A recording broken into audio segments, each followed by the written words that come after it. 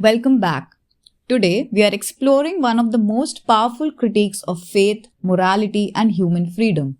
Ivan Karamazov's philosophy in The Rebellion and the Grand Inquisitor from Dostoevsky's The Brothers Karamazov. The chapters contain some of the most unsettling arguments in literature. They don't simply argue against God's existence, they challenge the very foundation of morality, justice, and human freedom. Through Ivan, Dostoevsky asks, if the world is full of suffering, can we accept the idea of God? And if we reject him, where does that leave us?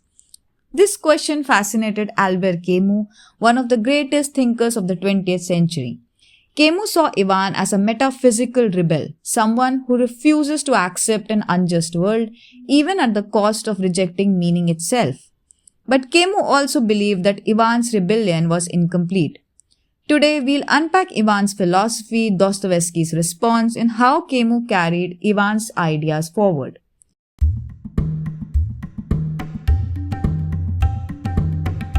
Ivan Karamazov is not an atheist in the traditional sense. He doesn't try to disprove God's existence, rather he refuses to accept him. His argument is deeply moral. If God exists, why does he allow innocent children to suffer? He tells his younger brother Alyosha, "It's not God that I don't accept, Alyosha. Only I most respectfully return him the ticket." He lists horrific real-life examples, children tortured, beaten, and killed. He argues that even if all suffering is justified in the end, the price is too high. He refuses to believe in a divine plan that demands such suffering. "I want to forgive and I want to embrace. I don't want more suffering. And if the suffering of children go to swell the sum of sufferings which was necessary to pay for truth, then I protest the truth is not worth such a price." This is Ivan's rebellion. He does not deny God's existence. He rejects his justice.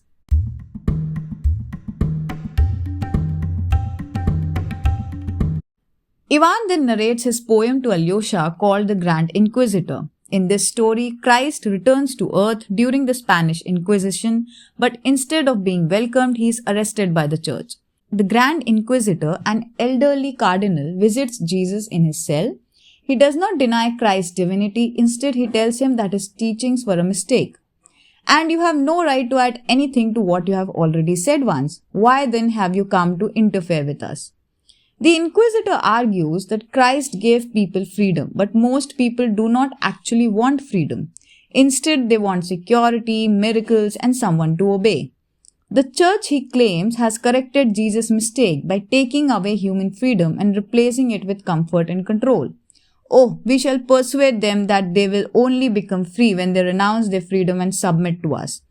At the end of the story, Jesus listens in silence. He does not argue. Instead, he kisses the Inquisitor on the lips.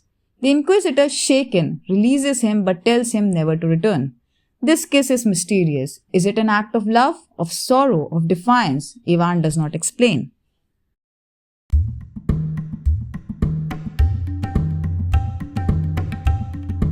When Ivan finishes telling his story, he senses some mild hostility in Alyosha.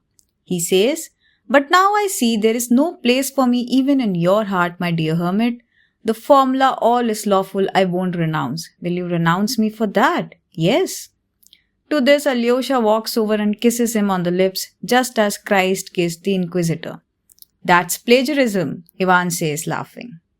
This moment is deeply symbolic.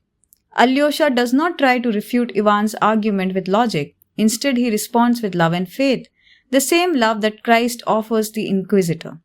Dostoevsky seems to suggest that reason alone cannot answer Ivan's rebellion, but perhaps love and human connection can.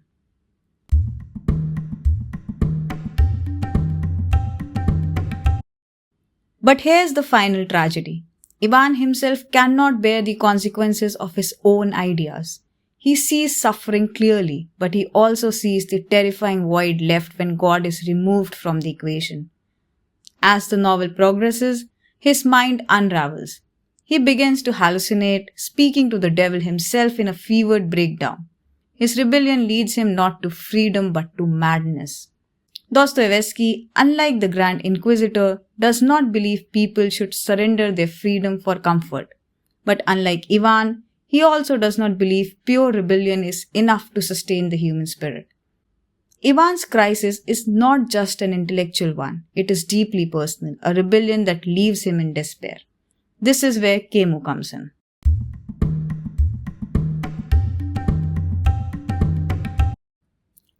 Albert Camus, in his essay The Rebel, called Ivan Karamazov one of the first true metaphysical rebels, someone who refuses to accept a world built on suffering even at the cost of rejecting God. He does not just reject a political system or social order, but rejects the very structure of existence itself. Unlike ordinary revolutionaries, Ivan does not demand a better world within a given system. He rejects the system entirely, including God, morality, and the possibility of ultimate justice. Camus deeply sympathized with Ivan's moral outrage. Ivan does not reject God because of a lack of evidence. He rejects God because he cannot accept a world where innocent children suffer. Ivan refuses to accept a world where suffering is part of some divine harmony. Instead, he returns the ticket, saying that even if God exists, he wants no part in his creation. This is a powerful existential stance, not just disbelief, but a total rejection of meaning that justifies suffering. God is put on trial in his turn. If evil is essential for divine creation, then creation is unacceptable. Ivan will no longer have recourse to this mysterious God, but to a higher principle, namely justice. However, while Camus respects Ivan's rejection of divine justice, he believes that Ivan does not know where to go next. Ivan rejects God, but he does not create anything in his place. Instead, he spirals into despair and ultimately madness. Camus saw this as a tragic but predictable outcome. Ivan only offers us the tortured face of the rebel plunged in the abyss, incapable of action, torn between the idea of his own innocence and his desire to kill. He hates the death penalty because it is the image of the human condition, and at the same time he is drawn to crime. For having taken the side of mankind, solitude is his lot. With him, the rebellion of reason ends in madness. Camus believed that rejecting God should not lead to despair. It should lead to a new way of living. In the myth of Sisyphus, he writes, "The struggle itself towards the heights is enough to fill a man's heart. One must imagine Sisyphus happy." Unlike Ivan, Camus believes that once we accept that the universe has no inherent justice, we must embrace life anyway. The absurd hero does not fall into nihilism, he chooses to live in defiance of the absurd.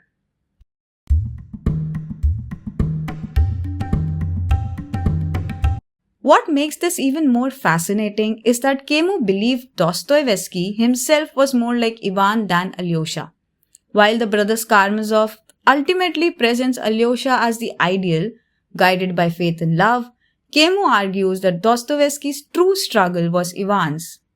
In The Rebel, Camus writes in a footnote, "It is worth noting that Ivan is, in a certain way, Dostoevsky, who is more at his ease in this role than in the role of Alyosha. This is worth discussing since Dostoevsky was a devout Christian, but his works question the meaning of suffering and raises very essential questions on God. In his publication, The Writer's Diary, Dostoevsky discusses the torture of children in the real world, which he then, as Ivan, puts into argument in The Rebellion. Dostoevsky wrestled with doubt, with suffering, with rebellion. His novels are filled with existential questions. But unlike Ivan, Dostoevsky found an answer in love and redemption rather than despair.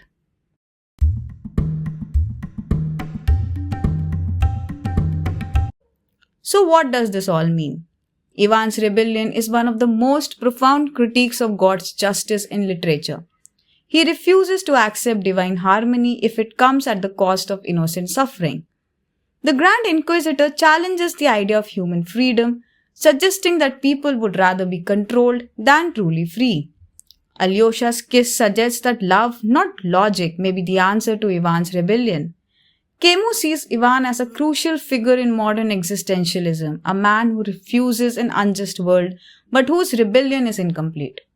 Unlike Ivan, Camus argues that we must rebel without falling into despair. We must create meaning even in an absurd world. Dostoevsky and Camus ask us the same question. If the world is unjust, what do we do? Do we accept a cruel God? Do we rebel and create our own meaning, or do we fall into despair? That's where we leave it for today. Thanks for listening. If you enjoyed this episode, subscribe and leave us a review. Until next time, keep questioning.